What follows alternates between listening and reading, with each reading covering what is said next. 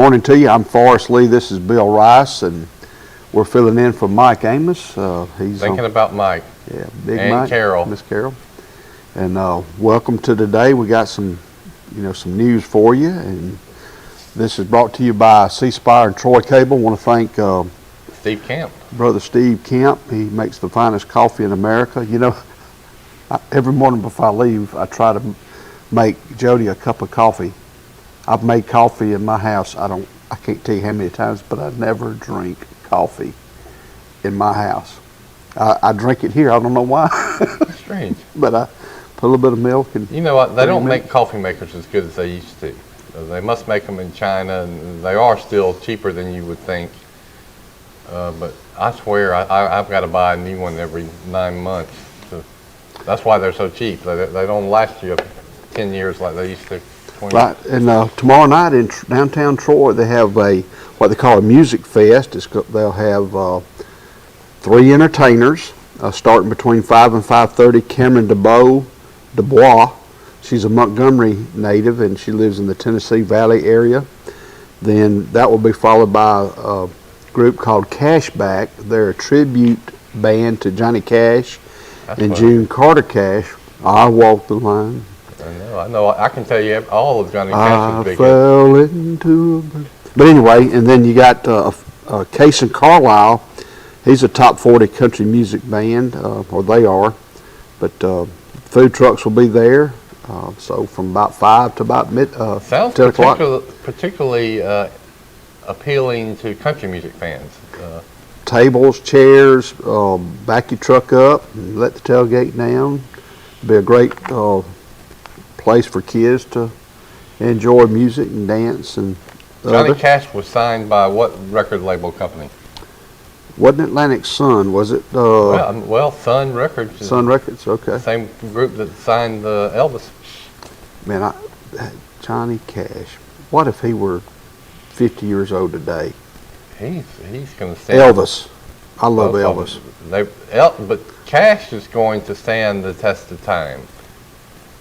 And he kept his career relative for decades. He was a star in the 50s, and right before he died, he had big hits that were on MTV, and he just kept reinventing himself. And I know I've always been a big Johnny Cash fan. The song I always sing that song. I've been everywhere, man. I always joke that Mike Amos is that man because he's been everywhere. But I saw a performance about Johnny Cash's life at the Alabama Shakespeare Festival several years ago. It was a musical. They did his songs really good. I did stories about it for the Montgomery Independent. But the high point of that production, in my opinion, was when they did that song, I've Been Everywhere, Man. They had a big cast, males and females, and the way they organized that song, and then they all just took part singing it real fast, was really cool. And when you get through listen to the music Friday night, get up Saturday morning and go between Bicentennial Park and Troy Bank and Trust Company. The farmers market is now open with fresh vegetables. I know they have honey. Nick DeAndrea has a berry patch, local honey. I love it. You're going to have Robert and Marie Little of Oak Grove Produce. And not only will they be open Saturdays between 7 and 11, they'll be open on Tuesday after, pronounce that for me. Tuesday. I say Tuesday. Anyway, they're open on Tuesday afternoon between 5 o'clock and 7 p.m. in the same place. It's that big field between Troy Bank and Trust Company and Bicentennial Park where that little Oak Grove, the grove of pecan trees are. All right. The oddest things occur to me as you're talking. Can I go ahead and talk Sure. about it? When you say the day Monday, what song pops into your mind? There's been songs written about a lot of days of the week. What day? Does a song occur to you when I say Monday? Monday morning. Yeah. So good to me. That's a good. Every other day of the week is mine. The one that came in my mind. Saturday in the park. That's what I'm talking about. We're going to get to that, but just another manic Monday. Okay. Now, when you think about Tuesday, what do you Yeah, of course, everybody. There's only one song I know about Tuesday, but it's a good one. You might not be the rocker that I am. Go ahead. Ruby Tuesday by the Rolling Stones. Okay, Ruby Tuesday. Yeah. Okay. The song has gone out of my head, the lyric, but I think Ruby Tuesday Restaurant was named after that song. Wednesday, I don't know. Help me out. Can anybody think of a song that starts with that Wednesday is a prominent part of? What about Thursday? Thursday? Friday. Friday, there's got to be a ton. Yeah. Saturday, you just got the best one, I think. Saturday. Sunday, I'll tell you, we just talked about Johnny Cash. He had a great song written by Chris Christopherson called Sunday Morning Coming Down. Chris Christopherson is a guru. I mean, isn't he a Rhodes Scholar or something? He's like Steve Camp. He does it all. And I believe he's still living, Chris Christopherson. He went to Harvard, didn't he? Wasn't he a roommate with Al Gore and those people? What about Jones? What was the guy that, God, what's his name? I need to do a biographical sketch on Chris Christopherson. Will said when he was at Vanderbilt, he was up there in Country Music USA. He said he never paid attention to it or really saw many of those people, but one day he was invited to a party by a professor that was in the music business, and he was at that party, and lo and behold, all the greats of country music were there, including Chris Christopherson. The Cash, Wednesday Car. Wednesday Car? Sing it. Can you sing it? Goodbye, Ruby Tuesday. Who could hang a blah blah on you?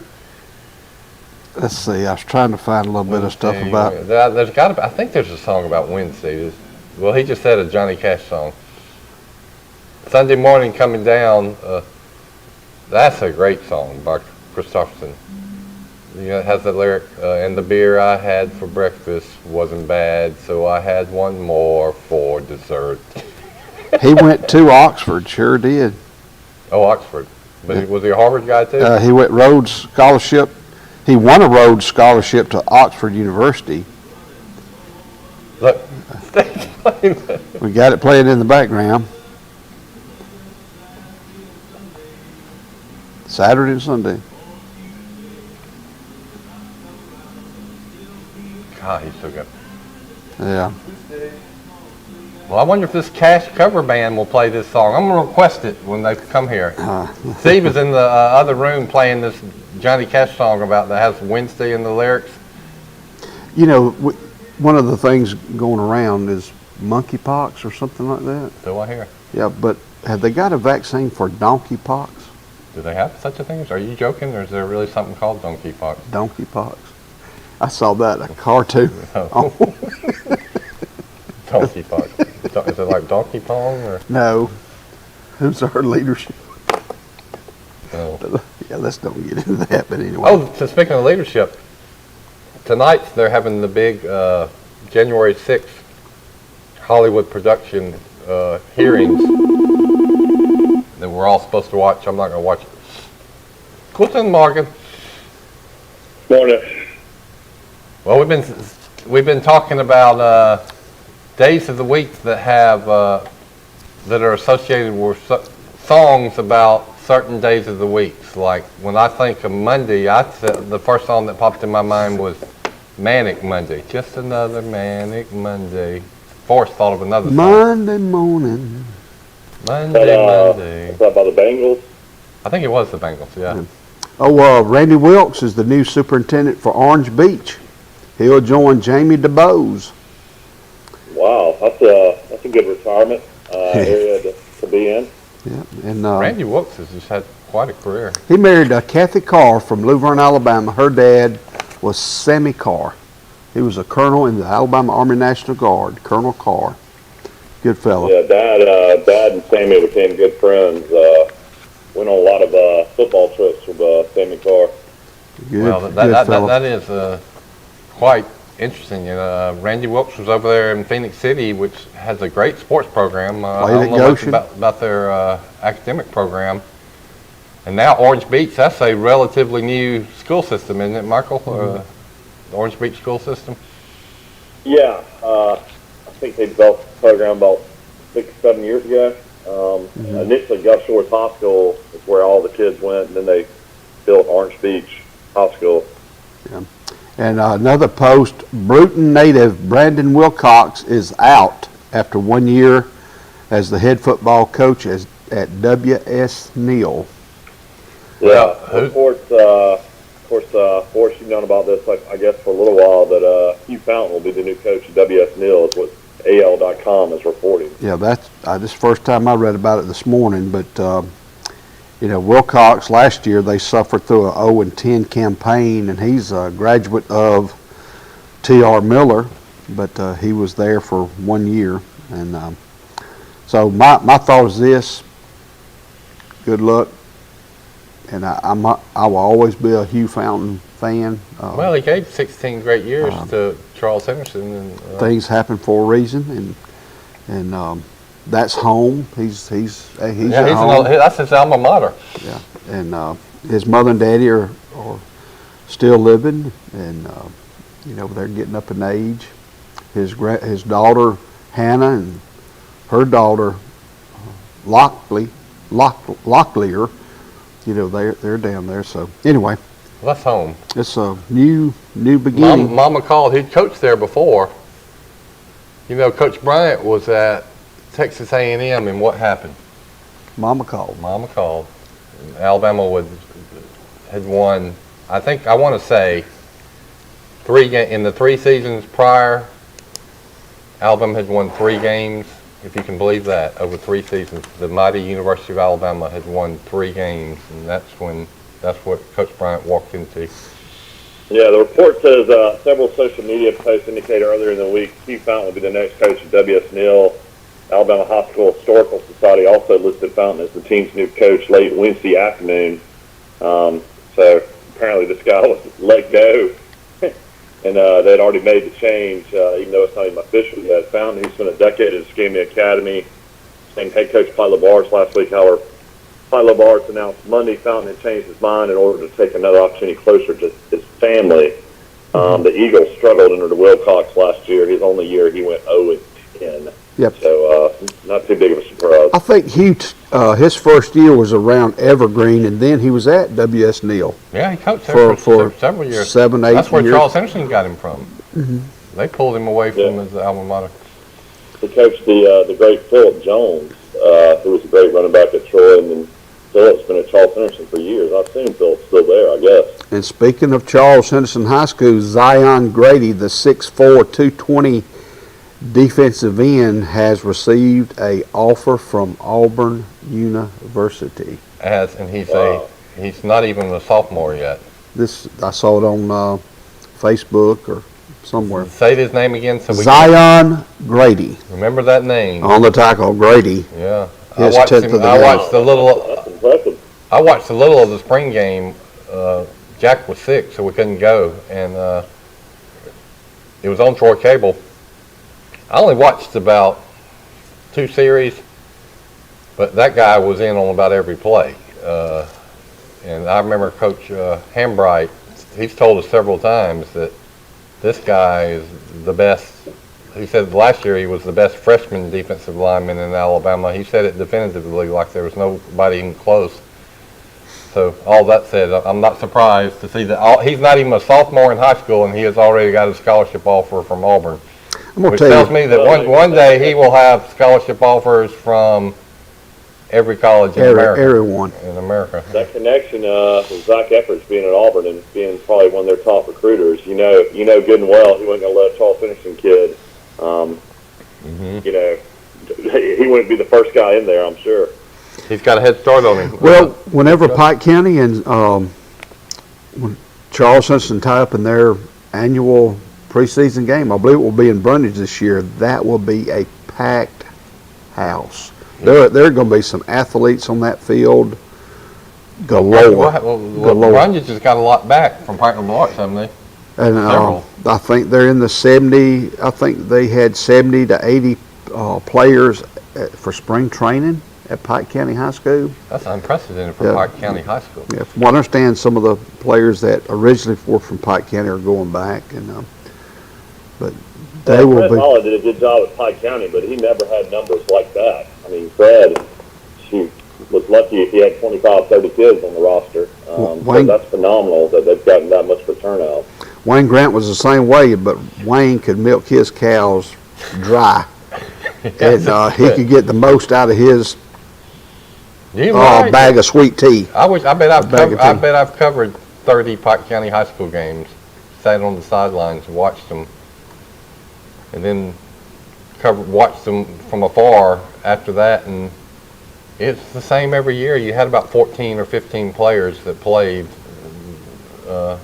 They'd have 22 on the sidelines, but 14 would do the real playing both ways. Yeah, it seemed like his backs could play every position.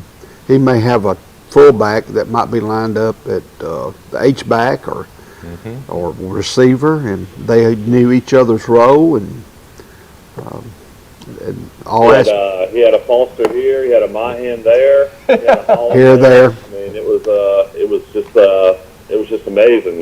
Just like Dad says, when a kid's born in Brundage, Alabama, he's got a football in his cradle. You know, and I haven't heard. They would hit you, buddy. When you played Brundage, you knew you had played Brundage. It's Pike County High School. If they, you hear that they're fixing to build a new softball and baseball facility across the road for recreational purposes and for the high school, and a state-of-the-art track. If that happens, whoa! And it's I heard that Crenshaw County between Luverne and Brantley, they're going to build a multiplex type of sports facility within the next 2 years. Who's going to build it? I guess between the county. They've already bought the land, and they're going to put in a super duper track. Like a sportsplex type place? A sport, it'll be a baseball, softball complex track facility for the county. And can you imagine having a 8-lane track in that area? Yeah, we need that. And that's like what Andalusia's done. Andalusia has a phenomenal sports facility, but if you have one in Crenshaw County, Highland Home, Goshen. Can they all have track teams and practice it? Yeah. Well, as far as being able to host a track meet, for these local schools. I would love to see track and field come back and become more popular. It's a great sport. Oh, it's big in Texas, and but I believe it's coming. I mean, it was fairly big. I mean, I don't know at Charles Henderson if it's big now or not, but when I was in high school, it was a pretty good sport. There were a lot of my friends that were on the track team and worked hard at it. Well, you've got students within your halls at any school that could be good in different things as far as track and field are concerned. When I was at a middle school in Georgia, I was named the head track coach my first year, football, track, and wrestling. Wow. Well, when it was track season, I knew who was coming in the gym, boys and girls, and if it was a tall girl, automatically they had an advantage throwing the shot put or discus because of their height. And so that part is exciting. In another sport, also in the middle distances, you like those tall, skinny people. Like the best track athlete that ever maybe come through Charles Henderson was a girl, my classmate Wanda Elder. oh yeah, She was about 6 feet, 6'1". Became All-American at Troy University after she left Charles Henderson. I picked 3 kids. I said, y'all guys, y'all have the legs to be hurdlers. Well, they worked. And when we went to the track finals of the Middle Georgia Junior High Athletic Association track finals, we finished 1, 2, and 3. And it just so happened when T.J. Nelson was in high school, the Olympics came to Atlanta, and he started training with world-class hurdlers that came to LaGrange, Georgia. LaGrange built like a state-of-the-art 8-lane track. So he started working with them, became the state champion in the 200 meters in the state of Georgia. He signed a scholarship with Florida track and then went to Wisconsin on a track scholarship. Yeah. T.J. They Nelson. give scholarships in that sport. I'll tell you who the track athletes I remember. Todd Rainey, 2 years older than me, Scott's brother, was awesome in the shot put and the discus. I think he won state championships. He went to Troy and did the shot and the discus at Troy and was real good in college. My friend John Clark, Reverend Clark's son, that was a year older than me, he was a hurdler, a middle distance hurdler, and was really good. He qualified for the state, which is a big deal. That's the first time I heard of a guy named Vincent Bo Jackson. John went to the state track meet, and it was indoor track meet. I think it was in Garrett Coliseum, and I think he might have finished 10th in the state or something, which is very good. But he came back raving about this one athlete that just won everything, Vincent Bo Jackson. Wow. Kenny Smith was in my class, super fast. Everybody talks about Sincade Pennington, but before Sincade, there was Kenny Smith. When I was a junior high quarterback at Charles Simpson Middle School, you know all I did? Hand the ball off or toss it. I pitched it to Kenny. Turn around, hike, pitch it to Kenny. Then we had another guy named Stanley Floyd that was almost as fast as Kenny, and sometimes I'd pitch it to Stanley. So toss sweep right, toss sweep left, and occasionally a handoff. But Kenny Smith was a sprinter, and one of the best sprinters in Alabama. And I guess track is still okay, but it is because we don't have the track at Memorial Stadium we used to have, but we have a fine track a standalone track at Troy University, which I guess the high school can use, do they? I believe they can, yes. And an up-and-coming sport in this area, in my opinion, will be bowling when that bowling alley is built right at Publix.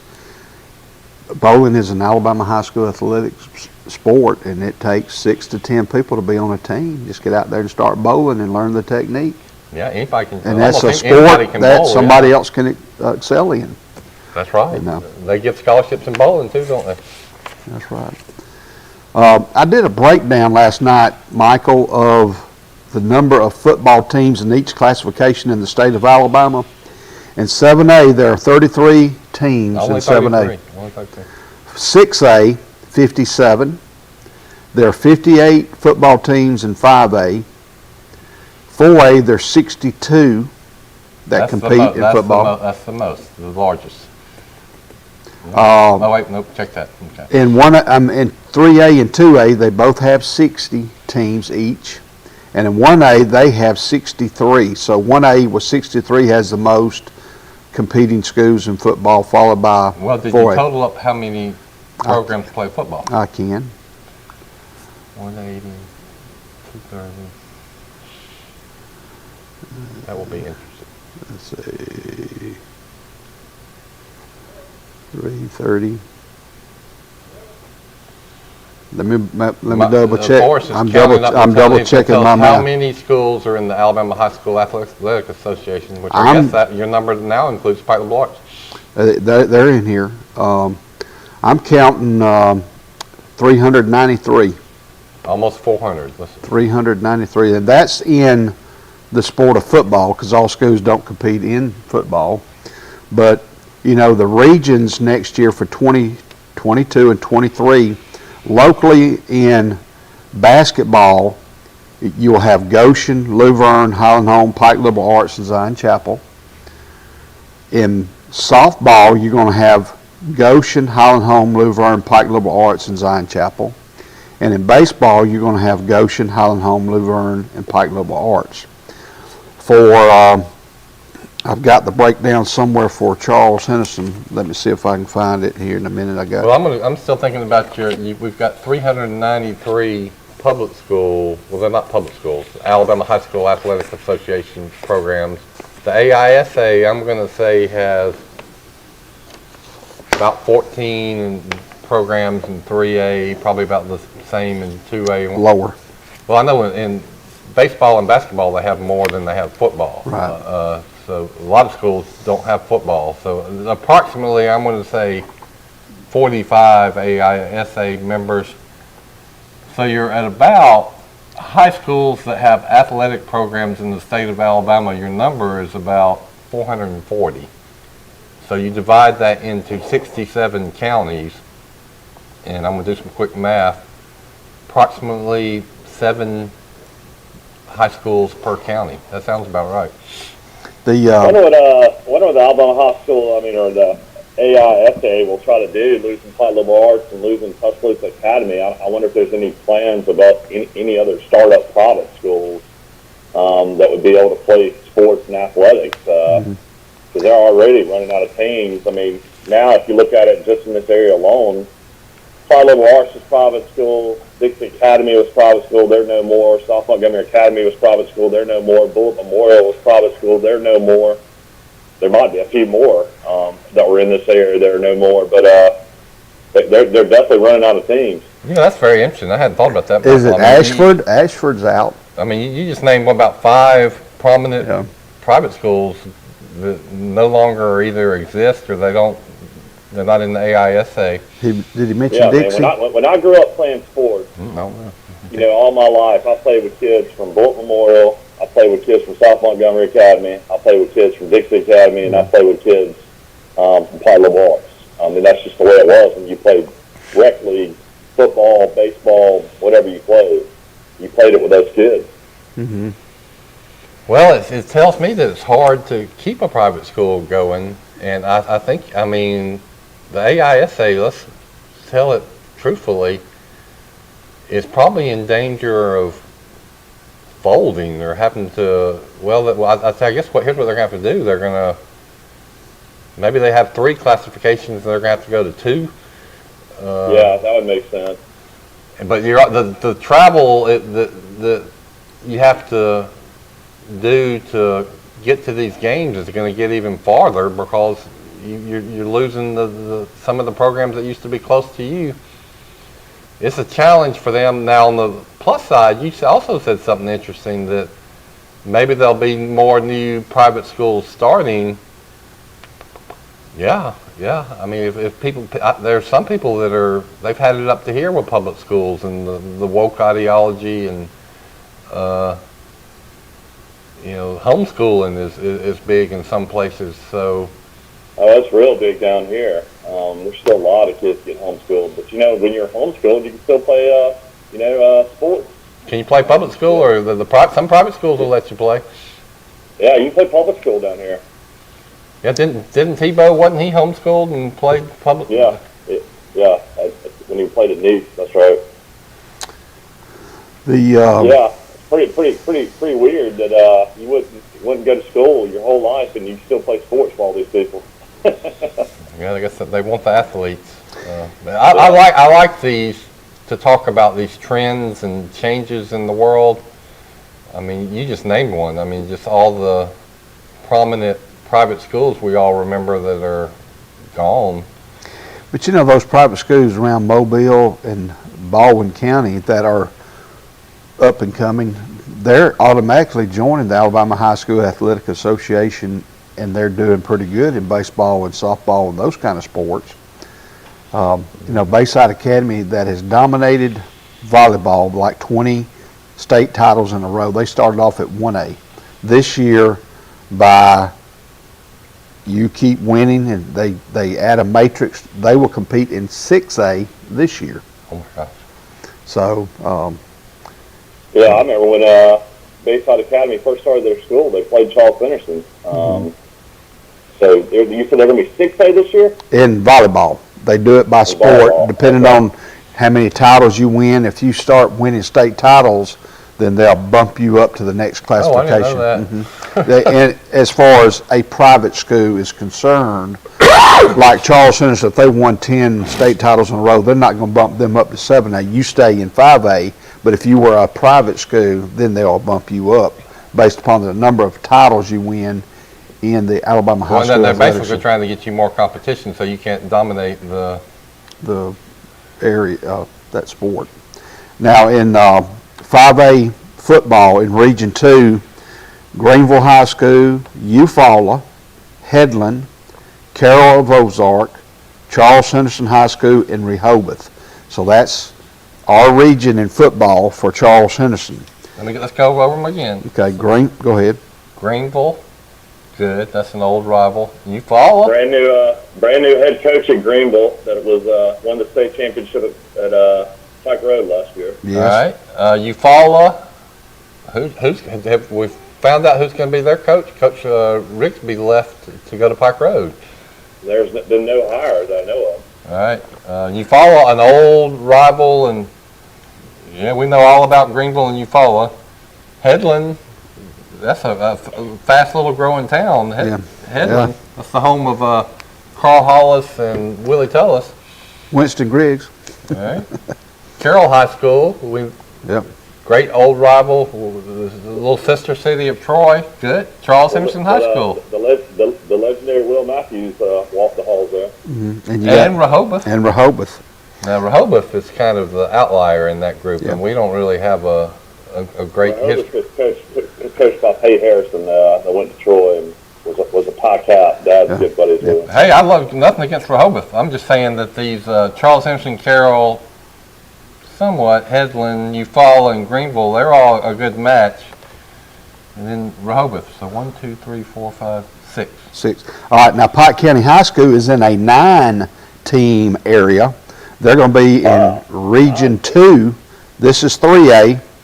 Daleville, Northside Methodist, Houston Academy, Providence Christian, Ashford High School. Well, let's stop on Providence Christian. That's where Kenny Keith is the head football coach and probably the athletic director from Troy. Yep. All right. Ashford High School, New Brockton High School, Pike County High, Opp High School, and Strawn. So that's a big. Andalusia, yeah. So you have 8 games automatically. Then you pick up 2. In football? Yeah, they play 8. If there's 9 in that area, you got to play. How many would make the playoffs out of those? I think 4. Okay, so 4 out of the 9 will make it. They don't have Dale County. Dale County's not in that area? No, I don't know where Dale County is, but I don't see Dale County on the list. They got Opp. That grabs my attention. They got Ashford. I know all about Ashford. Providence Christian, I've learned about since Kenny Keith's been there, done a good job. Houston Academy, that's where Jim Farmer played. Daleville High School, we all know about Daleville High School for a long time. Good, those are good teams. All right, in Houston Academy's coached by Eddie Brundage, the former great Troy running back. Wow, and he played at Dozier, didn't he? I don't know. I think he played at Dozier under He was the Dozier Mayor Flash Bernie Sullivan. He was the Dozier Flash after the original Dozier Flash from out north. Yeah, he played for Bernie Sullivan. All right, Region 2A, Region 2, Sampson, Ayrton, Wicksburg, Zion Chapel, Geneva County, Cottonwood, G.W. Long, and Abbeville. That's Region 2 and 2A. Right. Now in Region 3, you've got Luverne, Reeltown, Barber County High, Lynette. That's a pretty good drive over to Lynette. Man, Lynette, Reeltown, and Eufaula are long drives. Boy, that's awful. Hang on, Lafayette, Another long drive right next to Valley. Highland Home, Goshen, Horseshoe Bend. Where in the world's that? That's up there on the river. That's where, I've never even hardly heard of Horseshoe Bend. We all heard of the Battle of Horseshoe Bend. that's where it is. It's up there. So that's 1, 2, 3, 4, 5, 6, 7, 8 in that area. That's 2A? That is 2A. So who's local playing in that? Goshen? Goshen, you got Luverne, Barber County, Highland Home, and Goshen. Wow, they got to play teams that far away. Right, it was worse last year for Goshen. I forgot who all they played, but they were all way up yonder. Horseshoe Bend, is Horseshoe Bend like around Wetumpka? Where is that located? Near Lake Martin. It's on the river. Probably north of, between Lake Martin and Birmingham. That's where the Horseshoe Bend battlefield is. Well, that's where you. I took a field trip to it one time when I was a child. We all remember how I go on the sides. Who was the general that led the Was it Jackson? The Army in the defeat of the Creek Indians in that battle. Yeah, Andrew Jackson became president of the United States. Let's see. Horseshoe Bend, Dadeville. And that's going to be a pretty good long drive. That is a lot of traveling. I hope they have good bus drivers. Yep. Yeah. Do those buses take gasoline or diesel? Sometimes both, I think. Yeah, get ready for your gas prices. I can't believe they. I mean, I guess there's just not enough other 3A teams in the area. There are 2A teams in that area. Well, all the other ones are Sampson, Geneva, Abbeville, Ayrton, Wicksburg, Cottonwood, Zion Chapel, and G.W. Long on the other side. Who's Pike Lamarche going to be with? How would Sampson not be playing with Lou Verne? I don't know.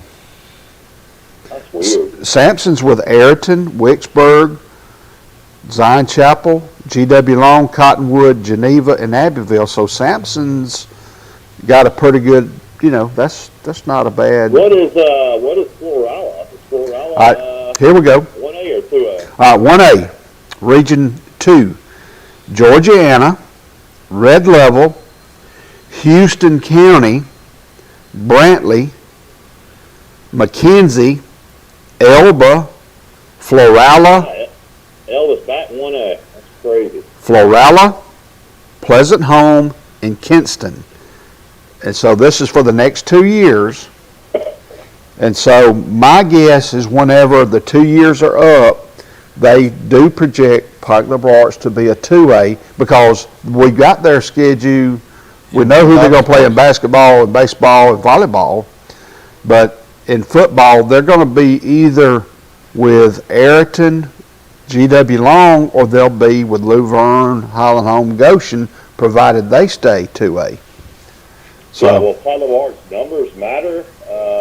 I mean, I guess it's just how many kids go to your school. It doesn't matter how many kids come out and play. Yeah, they'll be charged. Those schools are charged. I forgot what the multiplier is, but it's like 1.3 or 1.35. It may go up.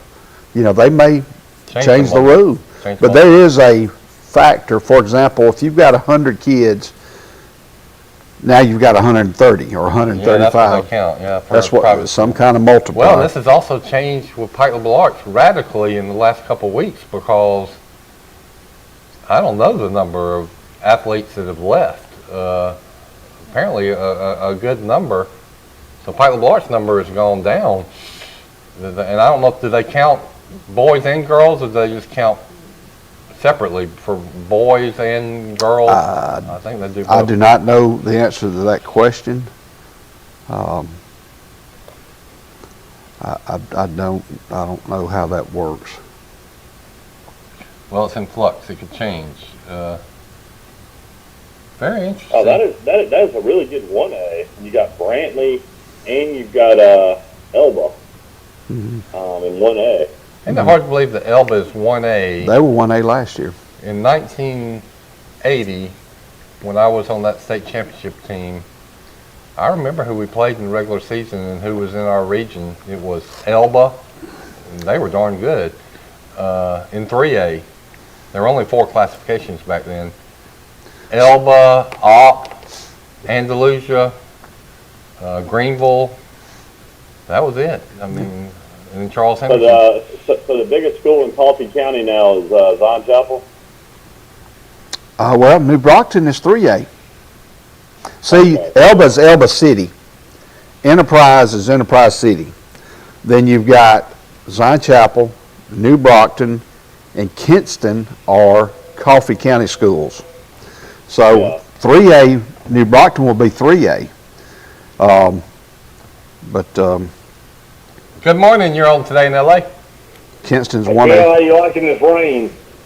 Well, I turned off all my clocks this morning. We had a lightning strike, and I didn't know what time it was this morning, so I got to work. I thought it was going to be 7:30. I thought it was 7:30, and I was 30 minutes late. And then Steve said, "No, it's 6:30." So I was 30 minutes early. First time ever. Well, what are you talking about rain? It's sunny and beautiful down here in Great Beach, Florida, man. Come on down. It's flooding here.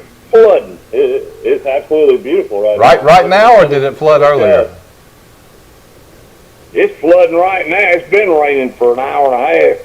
Oh, it's not doing that in Troy. So isn't that We're something? getting, I saw Troy's cleared up. There's one little patch. But We'll Ozark's turn on, getting hammered. We'll get on Facebook and get on YouTube TV and watch Live Golf right now. No, it's tomorrow. Well, Bryson DeChambeau and Patrick Reed. It's Thursday, Friday, Saturday. They start today. Oh, really? Okay, good. I've got the link to it. Yeah. So they're not going to play on. They're not going to play on Friday, Saturday, Sunday. It's Thursday, Friday, Saturday. They only play 3 days. Yeah, but it seems like they would for TV ratings and attendance. It seems like they would do Friday, Saturday, and Sunday. Okay. Well, they don't have TV. But They're on YouTube and they're on Facebook right now. in other words, Facebook. What's the link on Facebook, Michael? Lil, just look up Lil. Yeah. well, what I'm saying is, tournament's Thursday, Friday, Saturday. 2 of those days, people are at work and can't get off to go see the tournament. Okay, that's Greg Norman. How many people live in London though? I wouldn't imagine they'll have decent crowds. And the tickets are only $80 a piece. Only? That's a lot too much for me. Bill, that's cheap to see all the Mickelson and Yeah. DJ and all them. You go to a tour event, it's $300 or $400 a day. Is that right? Yes.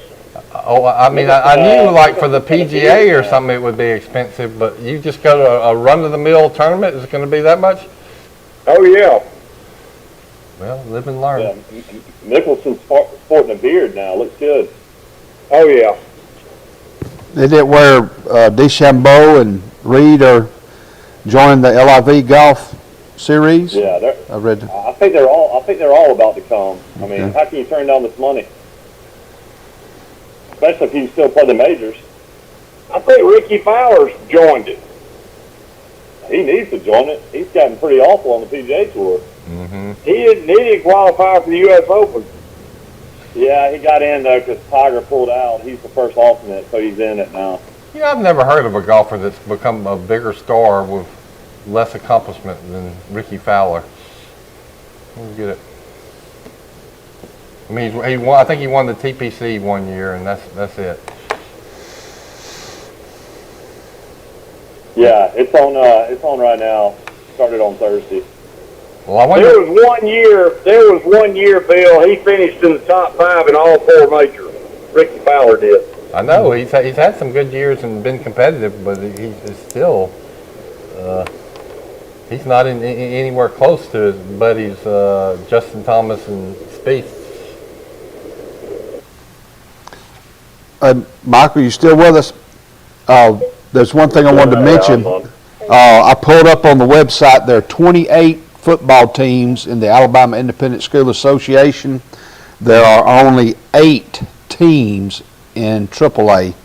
They're going to be Autauga, Bessemer, Fort Dale, Glenwood, Lee Scott, Monroe Academy, Morgan Academy, and Valiant Cross. 8. 8 in AAA.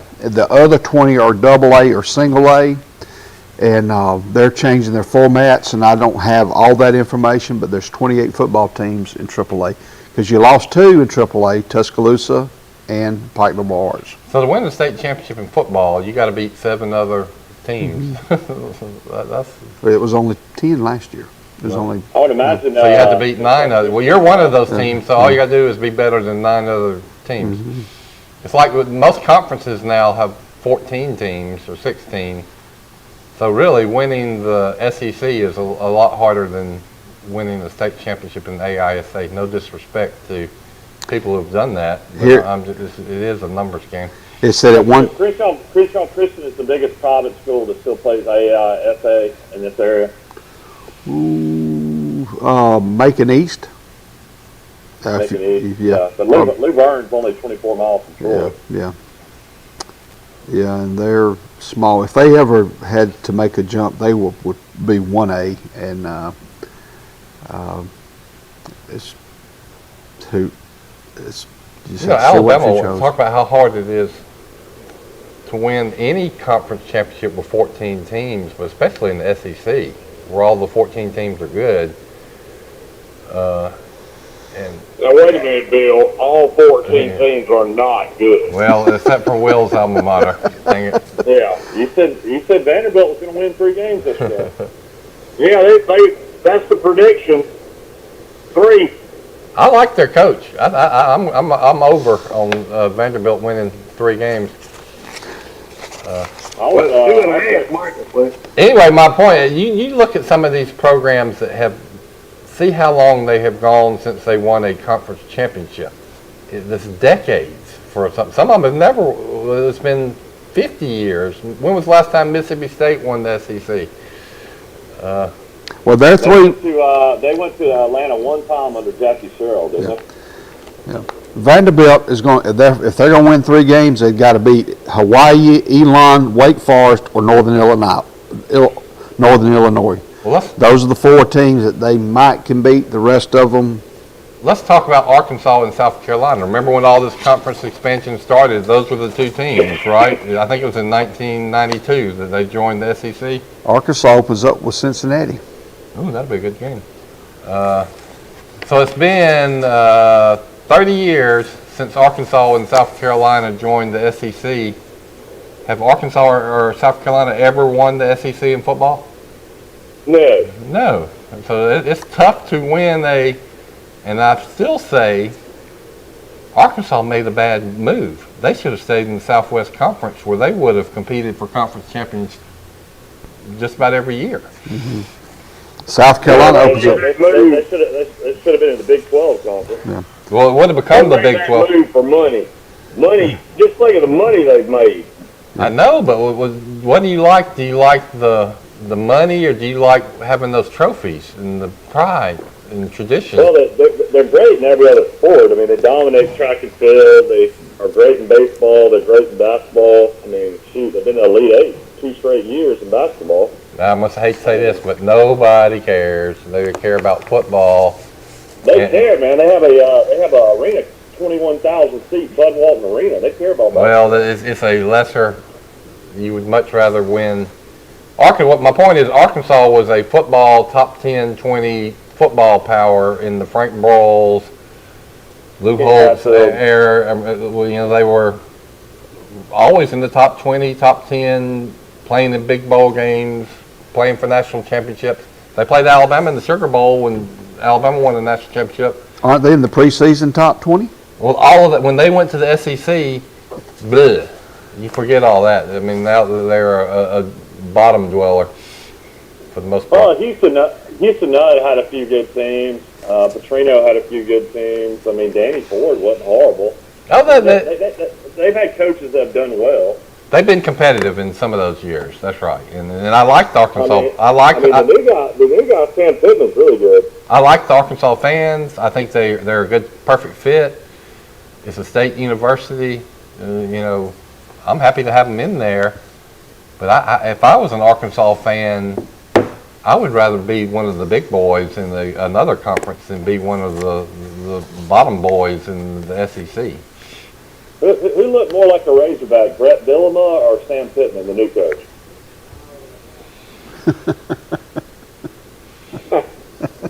They both look like tush hogs. You would think that Arkansas, with all that Sam Walton money, one of those Waltons just spent $4.7 billion to become the owner of the Denver Broncos. You would think some of that money would translate into more football success. Well, Arkansas's first 4 games: Cincinnati, South Carolina, Missouri State, Texas A&M. That's the first 4. Then Alabama. So. The head coach of Missouri State is the great Bobby Petrino. Let's talk. Hey, I'm on a roll. Y'all bear with me. Let's talk about SEC programs and let's guess when the last time they won a conference championship. All right. All right. South Carolina, we just said never. I mean, they weren't even in a conference. Well, they've never been in it, yeah. They weren't. Spurrier took to the SEC championship game and they got blown out by Auburn. All right. Arkansas, never. Mississippi State, anybody want to guess when the last time they won a 52 or 3. Yeah, I think Will's probably right. Ole Miss, which was once a great program under Vaught. Back in the 60s, they used to win it just about every year. I would say early 60s was the last time Ole Yeah, Miss. So I would say that's been 60 years since Ole Miss. I think they had a national championship, didn't they? You know, they were real. I've done a lot of research for this book I was going to write on Alabama football, and I was surprised to see what a great program Ole Miss was for a couple of decades. Mississippi State won a title in 1941. Wow. Whew. 59 years, 70. All right, let's see. I've got the list in front of me. It says Vanderbilt never, Texas A&M never, South Carolina never, Missouri, Arkansas 0, Mississippi State 1, Kentucky's won it twice, the last time in 1976. Ole Miss has won it 6 times, the last time in 1963. Auburn 8 times, the last time in 2013. Florida 8 times, 1 time has been vacated, last time in 2008. LSU's won it 12 times, the last time in 2019. Tennessee 13 times, the last time in 1998. Is that right? That's what it It's says been here. 24 years since Tennessee won an SEC championship? Wow. Still a former. Georgia 13 times, the last time in 2017. So how many? So Georgia and Tennessee both have 13 SEC titles. And Alabama's won it 29 times. The last time was in 2021 when they beat Georgia last year. Look how fast these guys find this information. Well, that's interesting to me. So Texas A&M joined the SEC, hadn't won a title. Arkansas, same. South Carolina, same. Missouri, the same. Man, I'm telling you, it's tough. I mean, Oklahoma and Texas, be careful what you wish for, brother. You might not go the way you think it's going to go. Let's thank our great sponsor, Premier Dodge Chrysler Jeep. Say hello to Jason this morning. Hope he's doing well. Let's take a Malo tea break. Ladies and gentlemen, we'll be back after these messages with Today in L.A. And we're still on the air. That's good info. Alabama got 29. Saban's got. I wonder how many SEC championships has Saban won? Won one this past year. That's what I'm saying. I get on tangents, but my main point was it's hard to win a conference championship, brother. I mean, we just proved it. I mean, there's the Alabamas and Georgias and Tennessees and Auburns can do it fairly often, but the bottom half of the SEC, they can't do it. I mean, Mississippi State hadn't done it in 70 years.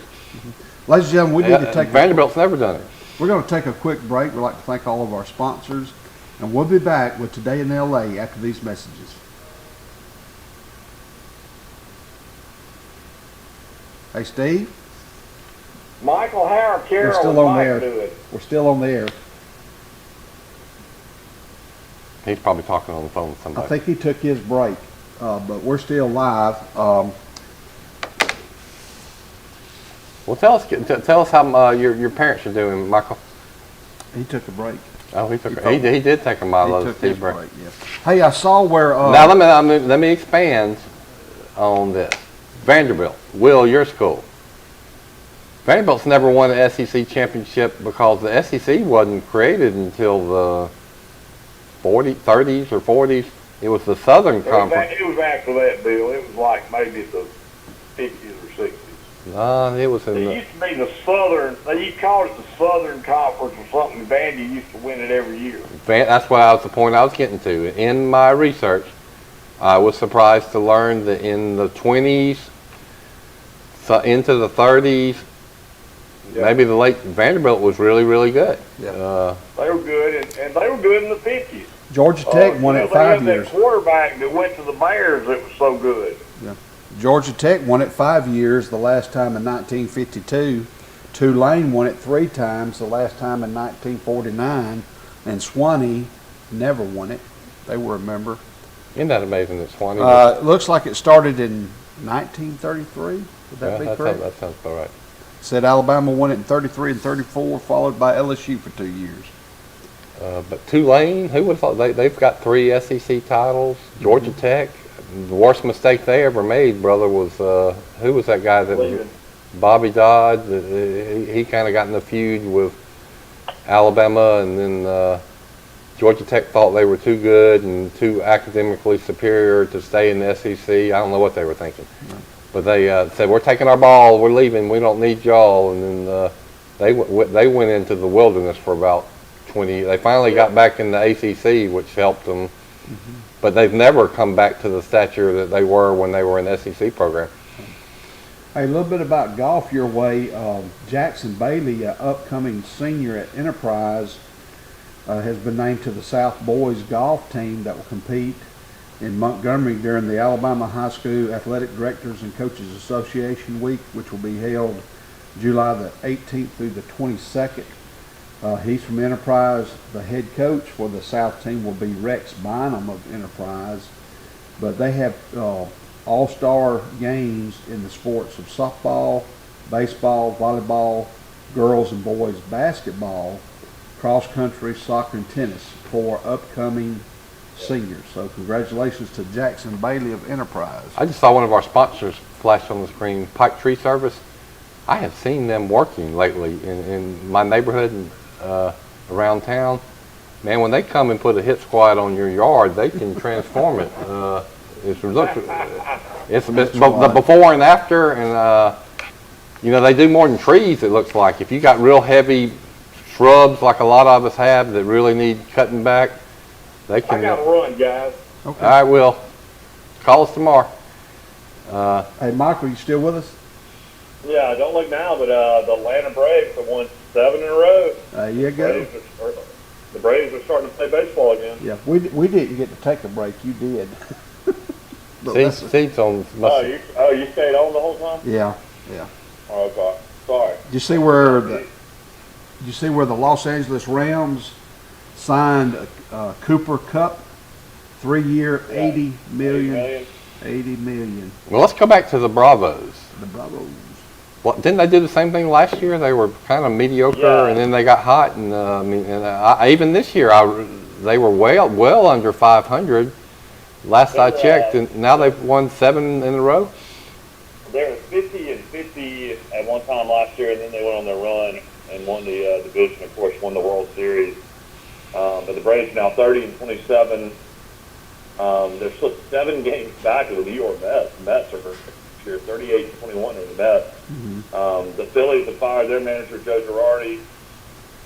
Miami Marlins are behind the Phillies, and you got the Washington Nationals. They're 21-37. But Braves are red hot right now, so it'd be a good time to go to Atlanta and catch them.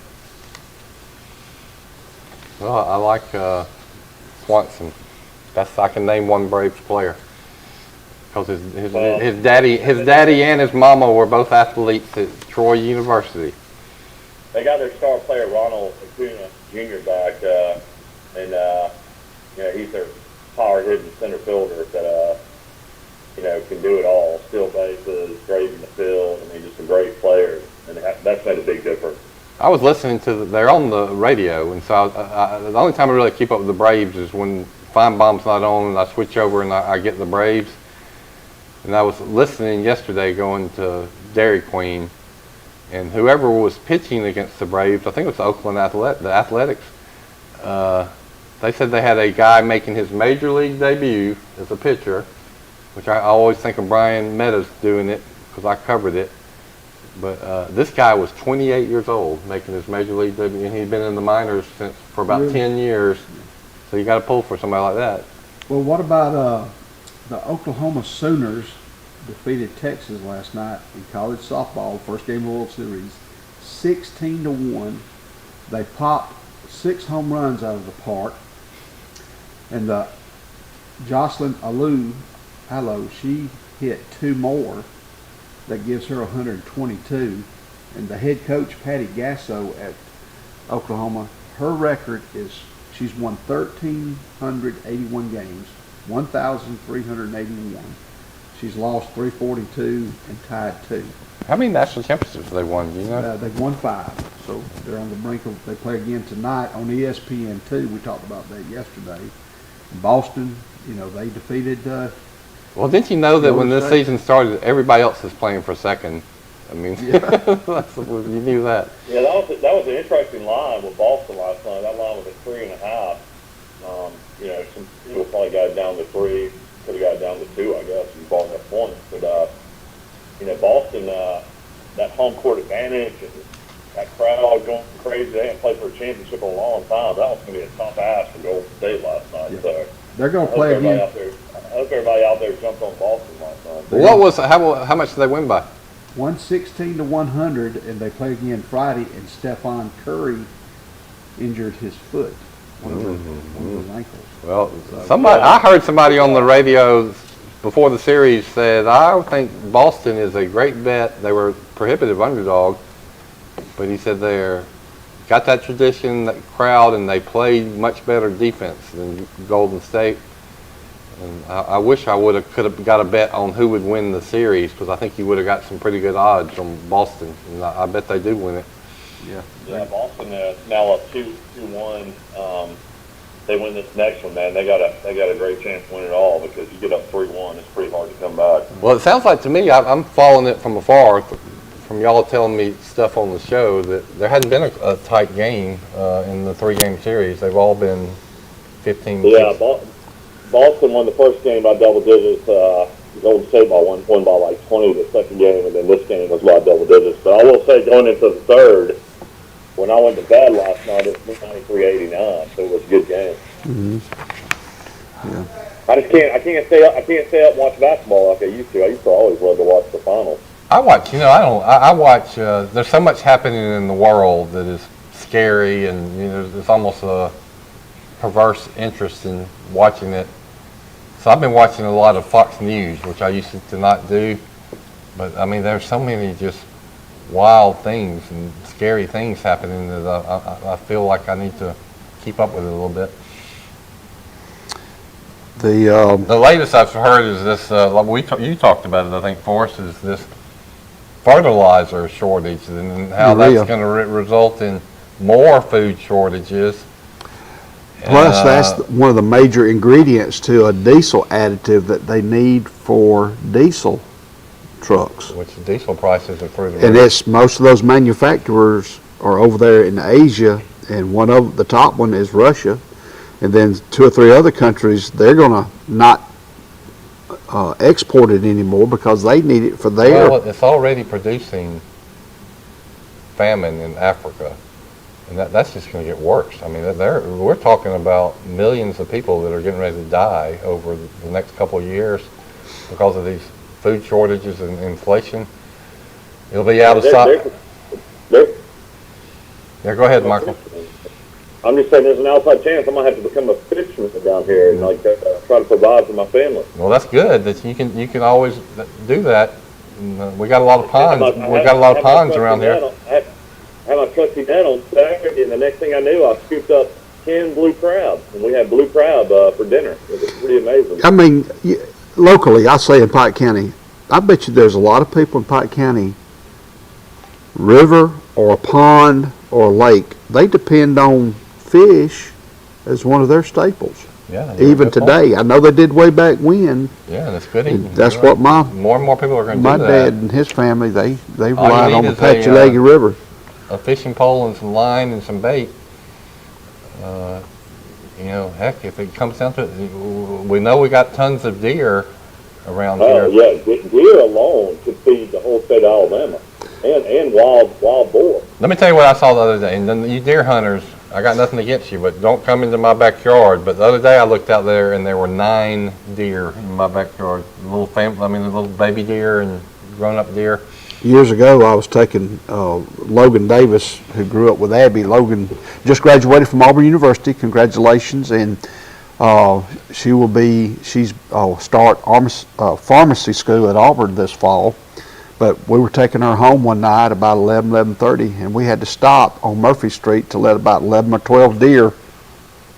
They were running pass to by. They were going to my backyard. I've seen them. I took a walk around Flavia Circle. And then I went by Dr. Hawkins' old house, Doug Hawkins' house, and I was telling my kids, I said, we got these deer that just go to our house in the webs every day. You know, sometimes it's 1 or 2, and sometimes it's 10. And I said, well, where are they coming from? And I know they're coming from up in the woods, bordering Highway 231, and back in there. And I said, well, this is the house right across the street from Doug Hawkins' old house. They've got to come through right here. And I said that right to I said, this is where they come from. Right when I said that, 4 or 5 came from right there and ran across Murphy Street. A driver like Forrest stopped. I mean, he had to, or he would have had deer or all messed up his car, and he just let them. They kept going and going and going, and he let them pass. It's amazing to me that we don't have more dead deer right at that section of Murphy Street, because every day... I've hit at least 3 deer in my life. Have you really? Yeah. They mess up your car, don't they? Oh, yeah, knocked my bumper off one time. I came back from Ainsley, had 2 does hit my car. They're like almost like racing each other. I hit both of them, killed both of them. They were running from somebody. It was a he, probably. running from a Bigfoot, maybe. But it was definitely the scariest thing ever. I was on the phone with my wife. I guess at the time she was my girlfriend, and having about 12:30 at night. Deer must keep the body shops in business. I mean, that and people texting on their phone and not paying attention. You know, I buy stock in body shops if they can get the parts to replace your car. Rice, what did you ever do about your phone situation? Did you modernize? Did you end up getting a regular smartphone, or did you have your flip phone? Didn't you lose it or something?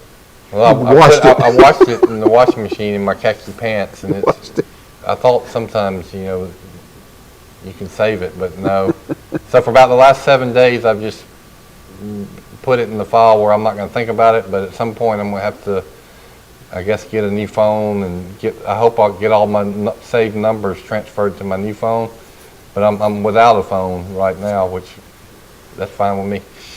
Hey, Michael, did you see where Bryce Young was named the Alabama Sports Writers Association Amateur Athlete of the Year? Yeah. And he beat out Suni Lee, who was runner-up. But also, Montana Fouts was in the running.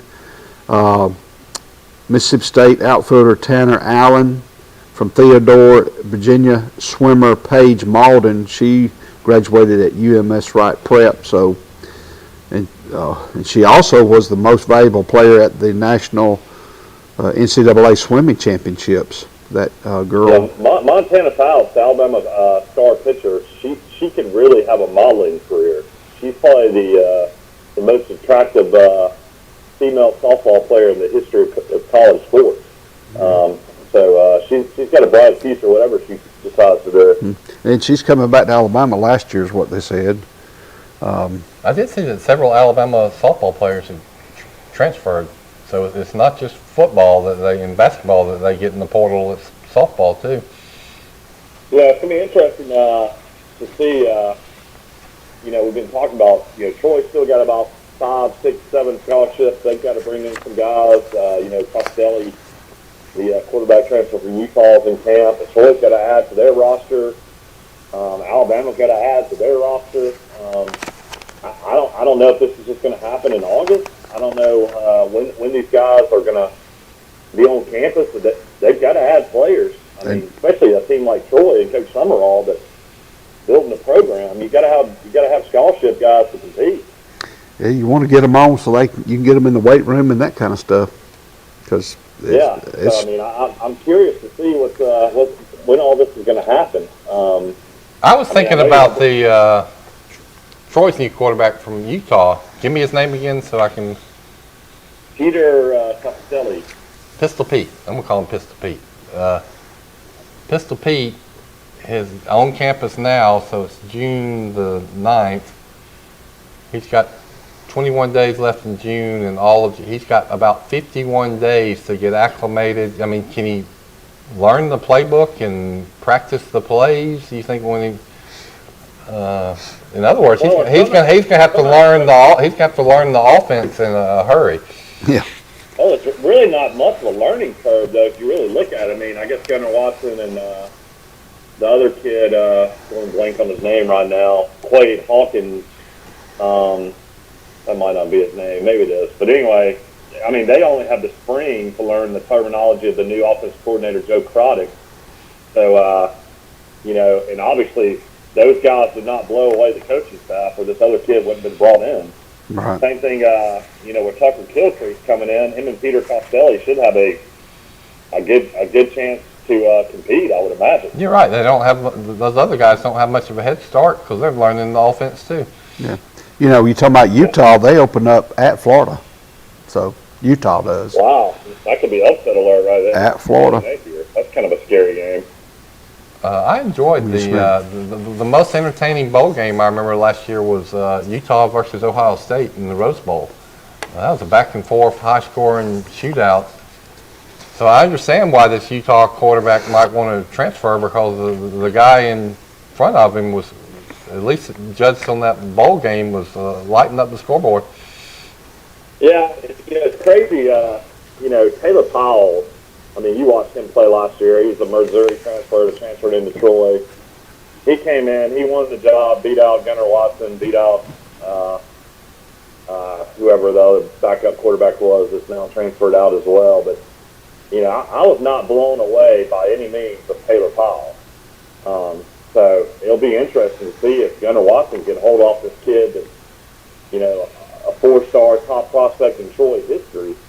I know he hadn't played football because of California not having football his senior year and then being redshirted last year, but this is going to be a guy that's probably going to be, you know, they're probably bringing this guy in to be the starter, the way it looks to me. Yeah, Taylor Powell will be at Eastern Michigan University next year. Okay, well, we wish Eastern him well. Michigan. You saw him often at the Brundage Country Club, didn't you? Didn't A you come couple and play times, golf yeah. a lot? Mm-hmm.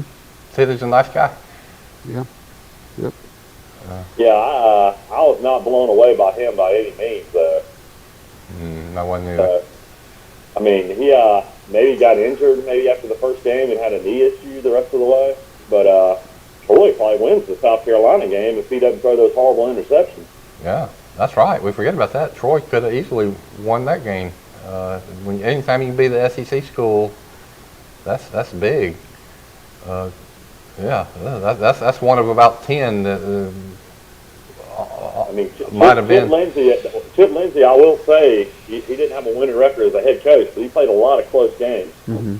Well, we're going to see about, you know, Eastern Michigan and the Powell kid.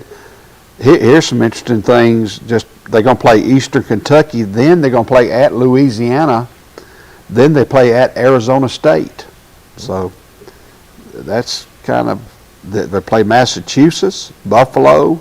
So they got a pretty good little Northern Illinois, Ball State. I'll say this about Troy's backup. You said Hawkins, you said his name is? Yeah, Quade Hawkins is his name. He's from Bainbridge, Georgia. I went to the T-Day game and watched the kids and the guys in warm-ups, and just judging by how pretty the pass was, I thought that guy was the starter because he was throwing it harder and spinning it better, but he wasn't. That Gunner was the other guy, and but I remember being real impressed with the backup, at least how well he could throw the ball. I mean, he had a lot of velocity and quick release, but you know that one thing, standing on the sidelines and throwing a pass, or when nobody's rushing you, that's different than when you get out there and you got a pass rush. And he was not super impressive in the T-Day game. But you know, maybe in their defense, the defense is just a lot better than the offense. Yeah, I think that's what Troy's worried about, though. I think that Troy had 3 interceptions in the spring game. They did, yeah. I think Gunner threw 2, and then this guy threw 1. So, you know, that's part of. I mean, you don't want to do that. That's a killer. But also, you don't want to get people where they're too timid to even. They're afraid to throw the ball downfield. So there's a fine line. Like, you know, Favre used to throw a lot of interceptions, but he completed a lot of big plays. I always thought I knew that Mac Jones was going to be pretty good, even when he came in mop-up duty. is that he didn't seem scared, and he was not. He would throw the ball downfield. Some of these backups, you see them, they throw little safe outlet pass and flare passes, but they don't want to throw it down the field over the middle. You know, Mac Jones was, no, I'm going to complete it, and I'm going to complete it for a long way. So. Yeah, I bet you Mac Jones, when he looks back at his Alabama career, he's always going to have that Auburn game he's always going to think about, because he was phenomenal. Those 2 interceptions went for touchdowns. Yep. Of course, the one to Najee Harris down the goal line, it was basically he was getting pressure, and he basically kind of threw it towards Najee Harris's leg, just bounced up. The Auburn guy went 100 yards for a touchdown. Yeah. Now, the one he threw to Smoke Monday was just a horrible pass that went for a touchdown. But I imagine he'll always think about that game, because Alabama, of course, it came down to the horrible kicker, Vallejo, who missed a 30-yarder.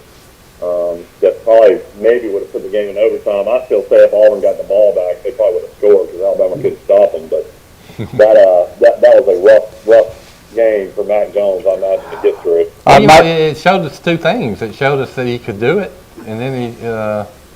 But it was rough for those 2 interceptions were the difference in the games. But like you say, for 90% of the game, for the limited reps he had gotten, playing in Auburn with that crowd, and they had a really good defense, that I would say that was a very impressive performance. And he kept coming back from those interceptions too. I like that he didn't go pout and, you know, and then suddenly become afraid to throw another one. You know, I think both times he did that, I think the next drive Alabama scored. But I've heard Sarkisian later say it was at the Auburn game that he knew he had a player when he saw Mac Jones come back from that, and he saw all the hard hits that Mac Jones took after he released the ball. I always thought that Mac Jones was going to be really, really good when he was the next year when he led Alabama to a national championship. You know, if you want to see the funniest picture ever, look at Mac Jones when he was in high school. I mean, he was just skin and bones, and they posted a picture on Facebook of it yesterday that they got him to flip from Kentucky, and some Alabama website or something was posting a picture of him. I mean, he looked like he was about 6'3", 170 pounds. I mean, he was just skin and bones. Somebody saw somebody knew. I think it was Tiffin, Lane Kiffin. Wasn't he the one that said this? Yeah. Thank you, Coach Kiffin. All right, speaking of Lane Kiffin, okay, Troy opens up at Ole Miss. Listen to Ole Miss's schedule. They may run the tables until the end of the season. They play Troy, Central Arkansas, then Georgia Tech, then Tulsa, Kentucky. Where do they play Kentucky? They play at home. All right. Vanderbilt, Yes. then Auburn. Where's Auburn? At home? At home. All right. Okay, then you get LSU, then Texas A&M. So it might go all the way to the LSU game before. Okay, so what if they are undefeated when they play Texas A&M? Then they have an open date before they play Alabama. Yeah, I see what you're saying. And then you've got Arkansas, then Mississippi State.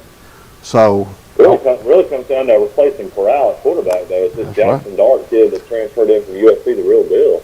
yeah, but you know they can go a long way undefeated They can. and play here and a play there. When you get that confidence, you just never know. I say Troy win, Central Arkansas win, Georgia Tech win, Tulsa win, Kentucky probably a win, at Vanderbilt win, Auburn probably a win. So I think Ole Miss is going to be 7-0. And then they at LSU. If LSU, we don't know about LSU. If they're like they were last year, that could be a win. They lost their DJ Durkin left and went to A&M.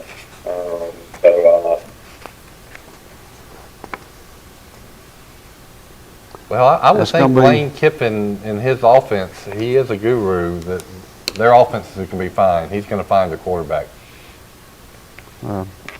Troy, we're going to have to cover. You better we got to get our cornerbacks and free safety. Line's going to be, I'd say it's probably be low 20s. I do too. I'd say 21. To my Troy and Ole Miss. But We want to thank our sponsors again, Premier Dodge Fletcher Jeep, Bird's Drugs. Everybody got on the bird today. Grab breakfast, grab lunch, grab a milkshake for me. Sister's Restaurant. I wish to goodness I could go eat at Sister's.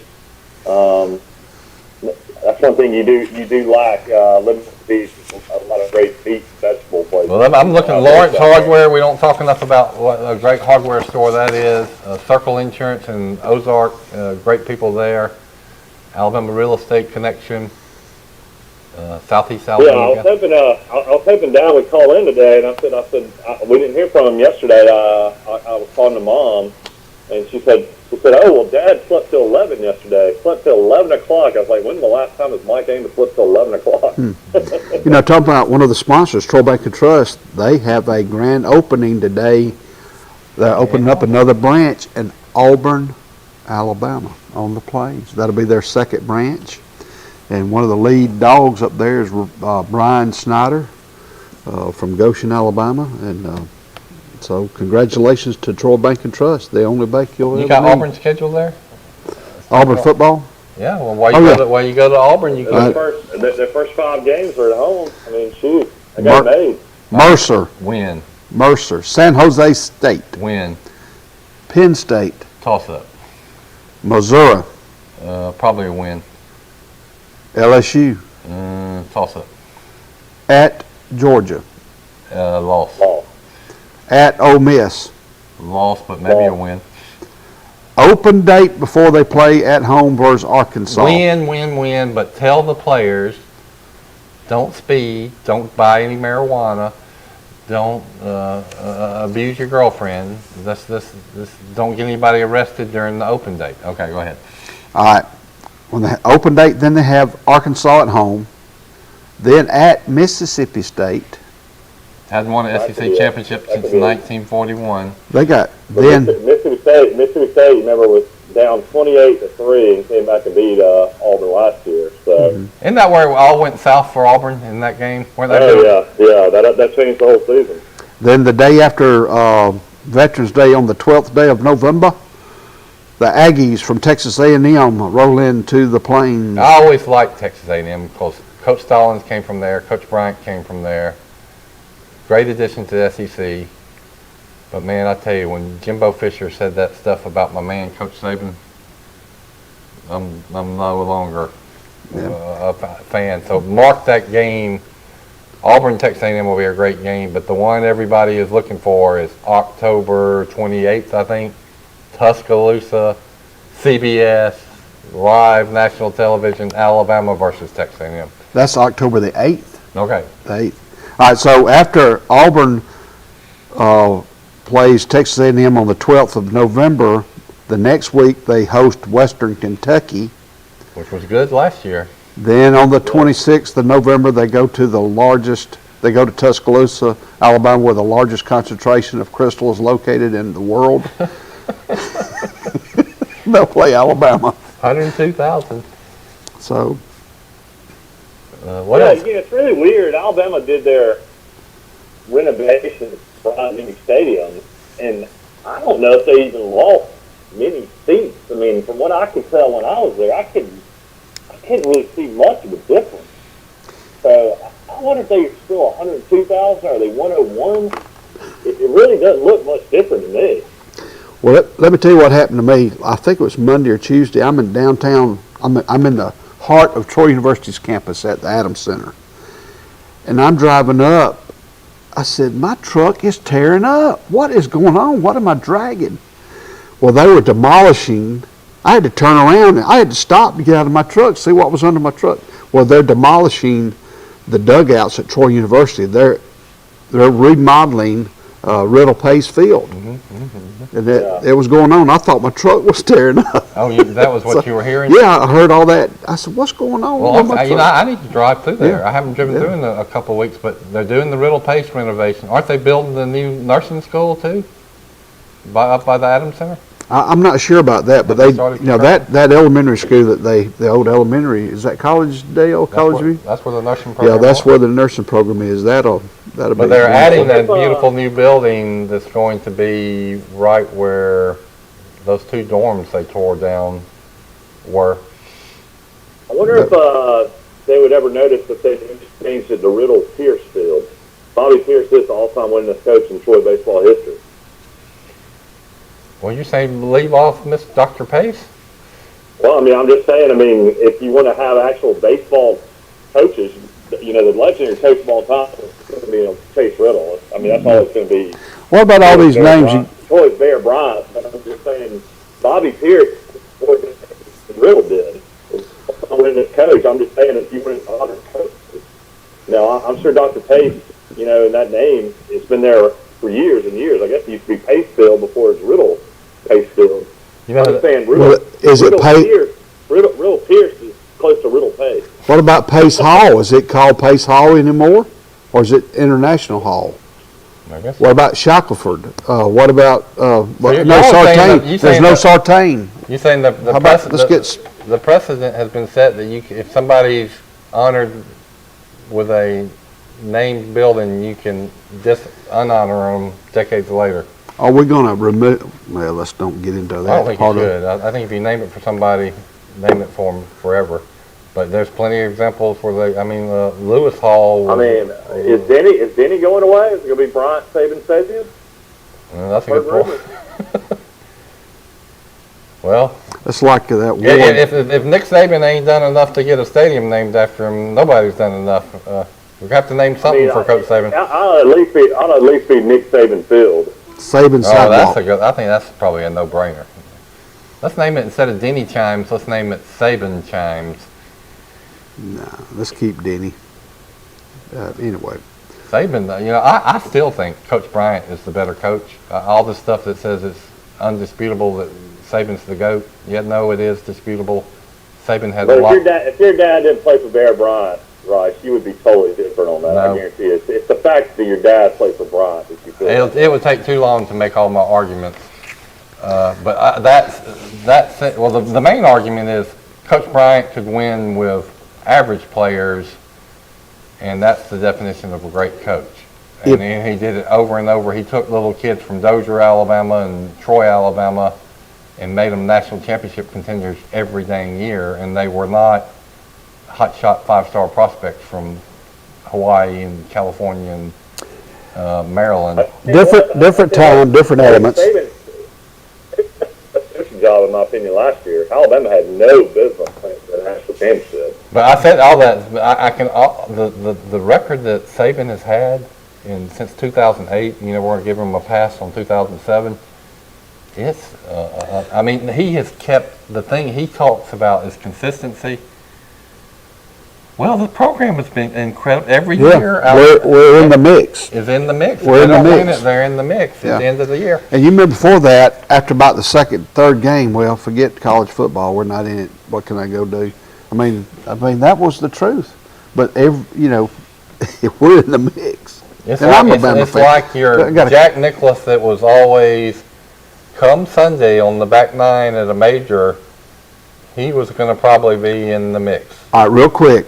All right, if Troy University were to play Alabama in football, who would you be for? Troy State play Alabama? I'd be for Alabama. Mike? I'd have to pull for Troy. I mean, I'm born and raised. My dad would kill me. Yeah. I mean, I love Alabama, and I've been tickets to Alabama for 20 years. Yeah. But Troy is home, and Troy's where I went to school and where I grew up. Yeah. Well, I would want Alabama to win. I've been Alabama ever since I've known it, and I'm not going to change. But if Troy played anybody else, right? Yeah. Sure. And if Troy beat Alabama, that would be one of those victories that it would be good and make you happy. But here's why I would pull for one. It's in my blood, and I've been an Alabama fan well before I moved to Troy. But it would be, I don't know, it would be such an embarrassing loss for Alabama. But then you might say, even if Alabama can lose to Louisiana Monroe and be fine, I guess they could probably lose to Troy, although that would be a state school. Right.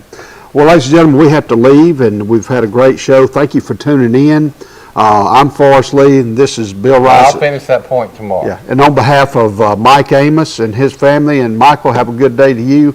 We'll see you tomorrow, bright and early, for Today in L.A. Our wide selection of pre-owned vehicles looks so good, you'll think they're new. So take the short drive to Bill Jackson Ford in Troy, where you too can experience the Jackson satisfaction. Bill Jackson Ford, Troy, Alabama.